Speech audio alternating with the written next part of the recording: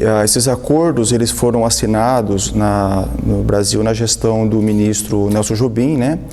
Então foram 2 acordos assinados em 2010 e um acordo assinado em 2011. Em 2010, em março, foi assinado o denominado DCA, que é um acordo de cooperação em defesa, que prevê ele funcionar como um guarda-chuva para que várias parcerias de nível profundo aconteçam.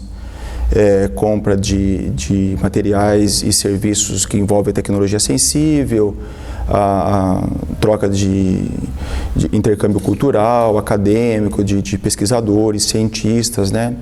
Esse é o DCA. No mesmo ano, em novembro de 2010, foi assinado um segundo acordo, né, chamado GSOMIA, é um acrônimo para este acordo, e ele prevê um tratamento de informações militares sigilosas pareadas, né? Então, o mesmo tratamento que nós daríamos a informações ultrasecretas, secretas ou confidenciais, né, dependendo do status de uma informação, o mesmo tratamento que nós damos, ele seria compartilhado com os Estados Unidos, sob a garantia de que eles dariam, né, o mesmo tratamento, né, e vice-versa. E nós também teríamos acesso a essas informações, top secret, por exemplo, com os mesmos cuidados que eles têm com essas informações. No ano seguinte, foi assinado um terceiro acordo, então em 2011, que prevê a cooperação de usos pacíficos do espaço exterior, da estratosfera, né, do espaço, para a criação de monitoramento, de estruturas para monitoramento da Terra, exploração espacial.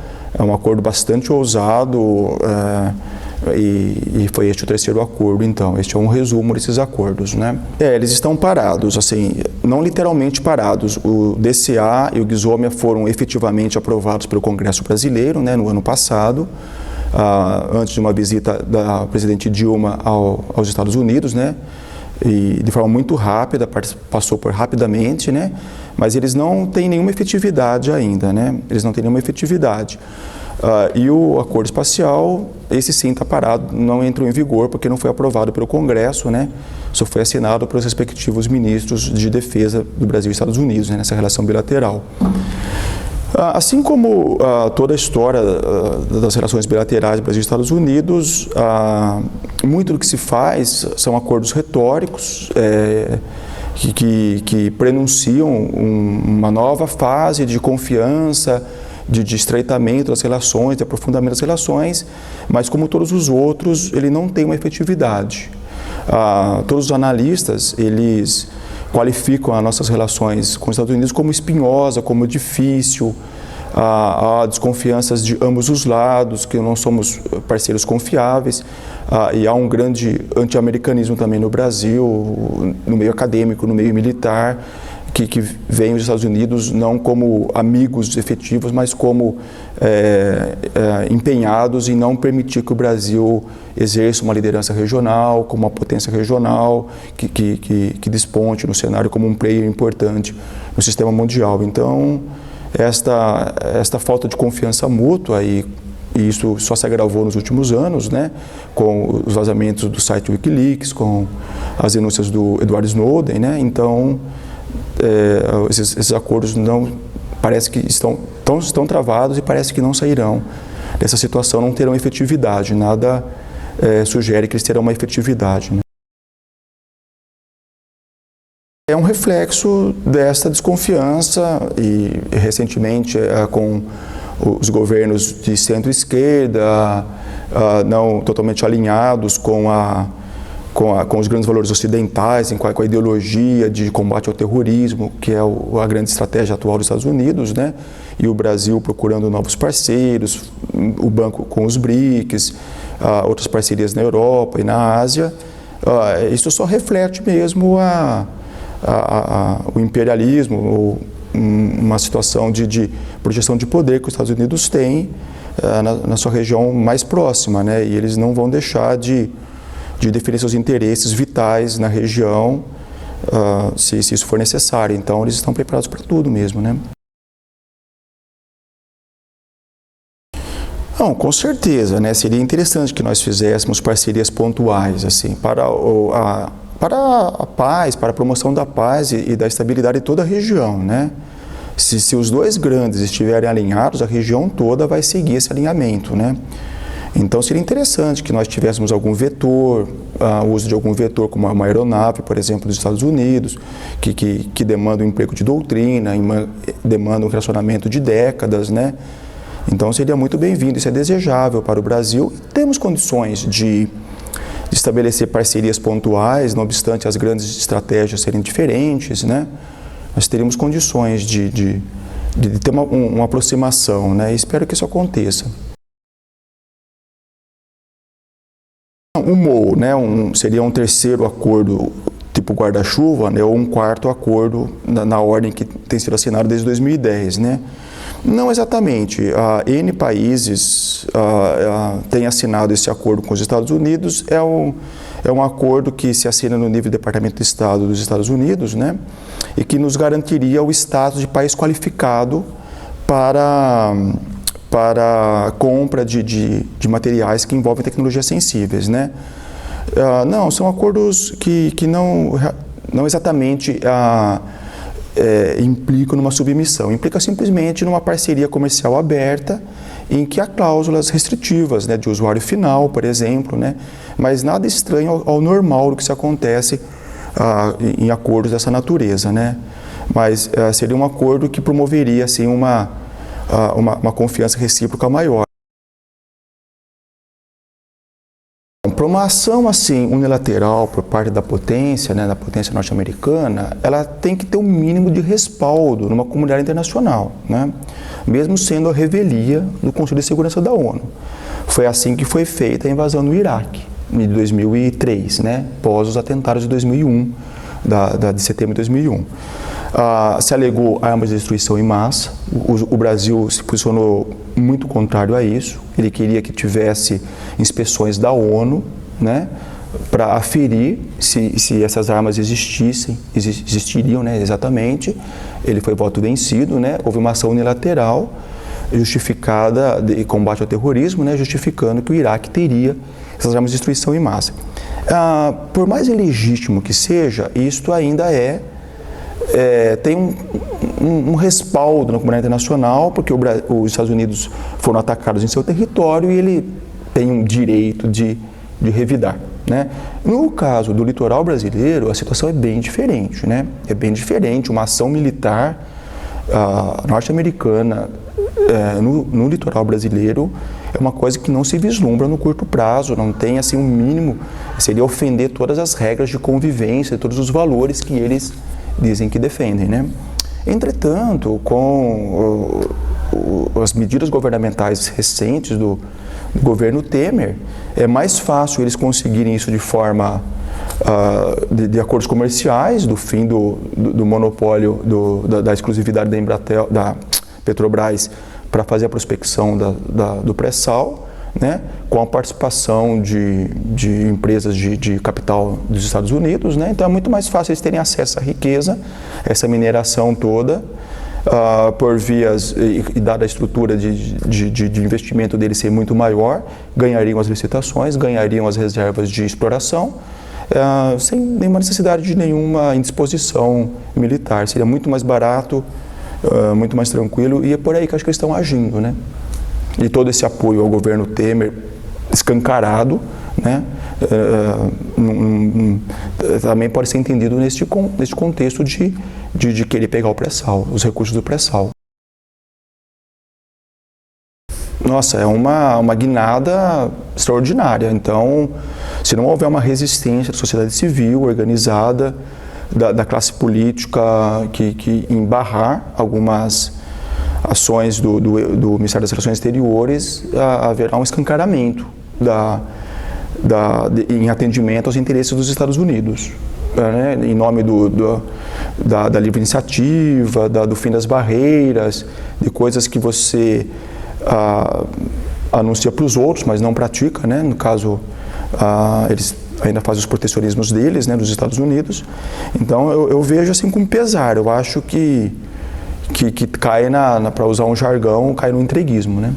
Então é uma pena assim que nós estejamos nesse momento abrindo mão de que a engenharia nacional a base tecnológica nacional um pouco mais demorada, um pouco mais lenta, mas de forma muito mais sustentável e de forma a trazer, de garantir que essas riquezas revertam-se, né, em avanço, em prosperidade para o país, né? Do jeito que pode acontecer na gestão do Serra, é bem possível que empresas transnacionais se enriqueçam de forma incalculável a rever o desenvolvimento nacional, né? Seria realmente lamentável ao extremo isso, né?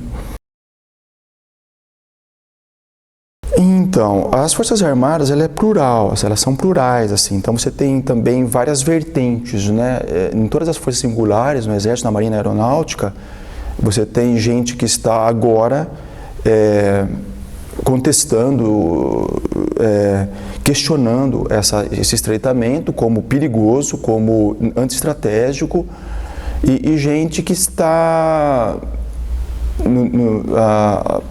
sei lá, na minha opinião, bastante se informando pela grande mídia, não de uma forma mais profunda, e se iludindo com essas falsas informações de que é o único caminho, né, a ser seguido, que é realmente deixar nas mãos do Estado não funciona, a corrupção é um mal pior, né, e impossível de ser combatido, então é melhor mesmo um Estado mínimo, um Estado não presente nesses setores econômicos, é melhor então que essas multinacionais cuidem disso. Então, nós temos também um escalão nas Forças Armadas que, vamos dizer assim, mal influenciado por esta ideologia toda, não está fazendo essa contestação, mas existem uma boa parte dela, das Forças Armadas, fazendo essa contestação, né? Felizmente, né? Um setor mais crítico da expertise das Forças Armadas, assim. Na verdade, esse acordo não prevê o aluguel da base, sabe? O acordo ele é bem, assim, em linhas gerais, né, de cooperações de todos os níveis, e um aditivo do acordo foi se pensado, né, de que o aluguel da base pudesse vir a financiar o Programa Espacial Brasileiro, sabe? Isso foi se cogitado, falou-se em números, e o montante de investimentos anuais seria muitas vezes superior ao que se gasta hoje com o nosso programa espacial. Só que note-se que esse aluguel não foi escrito, não foi cogitado que estaria como um aditivo desse acordo. O acordo sim foi assinado, mas ele não menciona nada desse aluguel da base de Alcântara, né? Mas o que se cogitou na época é que esse aluguel pudesse vir a financiar. Entretanto, os termos desta concessão seria bem diferente do que o Fernando Henrique Cardoso, no seu governo, em 96, propôs ao Congresso, e foi rejeitado. Felizmente, a Comissão de Defesa e Relações Internacionais da Comissão Mista, né, Câmara e Senado, né, do Congresso, vetaram a proposição do governo, do executivo do Fernando Henrique Cardoso, né, do aluguel da base de Alcântara aos Estados Unidos. Naqueles termos, era uma alienação territorial. Naqueles termos em que se propôs, né, que se propunha um agente do governo brasileiro, ou um cidadão brasileiro, para entrar ali teria que ter um passaporte, sabe, e um visto dos Estados Unidos para entrar na base. Então, não seria nesses termos. Seria um aluguel de instalações pontuais na hora dos lançamentos,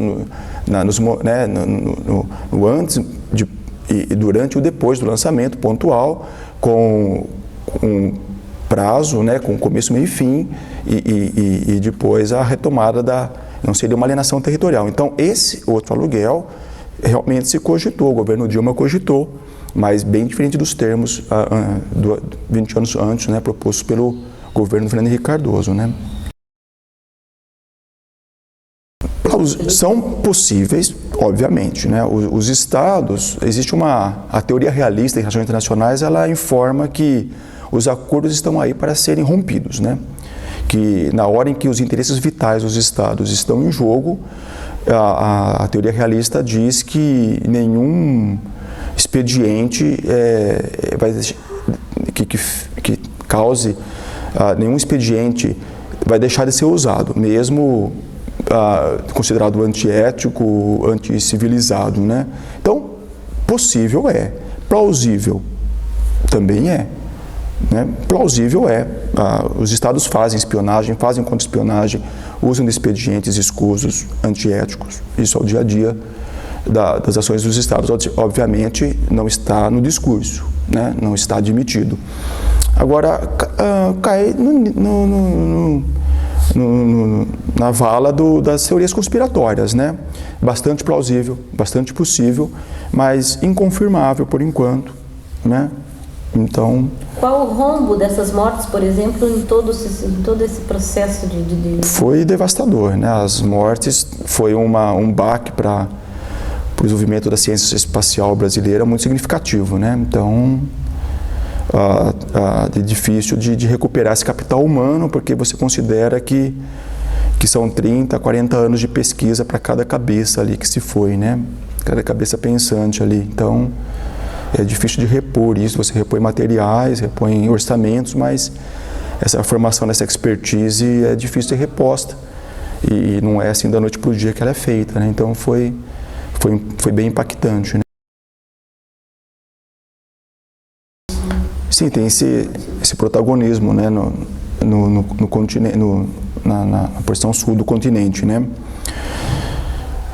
Mudaria muita coisa. Em essência, o Brasil nunca foi, mesmo nos governos pró-Estados Unidos, né? Por exemplo, durante o Plano Colombo, em 95, os Estados Unidos solicitaram que as nossas Forças Armadas se engajassem no combate ao chamado narcoterrorismo das Farc, né? Do grupo revolucionário da Colômbia, e que seria financiado pelo narcotráfico, né? E as Forças Armadas brasileiras sempre se recusaram, não consideram isso um papel de defesa. A nossa história, felizmente, nós temos mesmo nos governos militares, inclusive, né, esse marco doutrinal de nunca permitir uma base americana no nosso território, e nessa época do Plano Colômbia foi solicitado bases de apoio. Então, nós sempre tivemos resistência. Então, eu acho que isso vai continuar. Então, mesmo que esses acordos vingassem e nós tivéssemos cooperações de inteligência mais profundas, acho que seria ainda bastante diferente do que acontece com os nossos vizinhos, que são muito mais permeáveis a essa influência dos Estados Unidos, sabe? Sabe, no Paraguai, na Colômbia principalmente, né? Na Argentina agora. Então, acho que mudaria um pouco da geopolítica, mas com aspectos positivos, com aspectos ainda de estabelecer ainda mais a paz regional, sabe? Porque daí realmente não teríamos perspectivas futuras de conflitos entre os dois grandes, né, Brasil e Estados Unidos, né, que hoje se projeta, né, quando, por exemplo, o Exército fala de proteção da soberania da Amazônia e fala assim, imaginemos uma potência do norte, hipotética, sei lá, não sei qual, né, fazendo uma incursão territorial, uma invasão territorial, nos termos de guerra de resistência, tipo guerra do Vietnã, como nós faríamos uma estratégia de dissuasão, uma guerra de guerrilha. Então, se coloca-se no horizonte hipotético que isso venha a acontecer. E se nós tivéssemos esses acordos, diminuiria ainda mais as chances de efetivamente isso acontecer, né? Mas nesse teu exemplo hipotético, é justamente na Amazônia também que há presença, né, de militares norte-americanos fazendo os treinamentos, exercícios. Fazem, sob, por exemplo, oficiais ou soldados graduados das Forças Armadas Americanas que fazem exercícios, mas sob nosso monitoramento. Fazem cursos do SIGs, por exemplo, né, que é o Centro do Exército, Centro de Instrução de Guerrilha na Selva, né, fazem até um certo nível. O nível super profundo eles não fazem, né, um nível tático eles fazem, gostam de fazer, outras nações amigas também fazem, né. As Forças Armadas estão atentas à presença de ONGs internacionais, a grande maioria de matriz estadunidense, né? Muitas ONGs são chamadas fajutas, são falsas ONGs, missionários fajutos, que estão fazendo biotráfico biotráfico, né? de essências, troncos, caules, biopirataria, melhor dizendo, né? E então isso acontece, né? Mas nada que, por exemplo, hoje prenuncie uma invasão territorial. Isso está fora do horizonte plausível, né?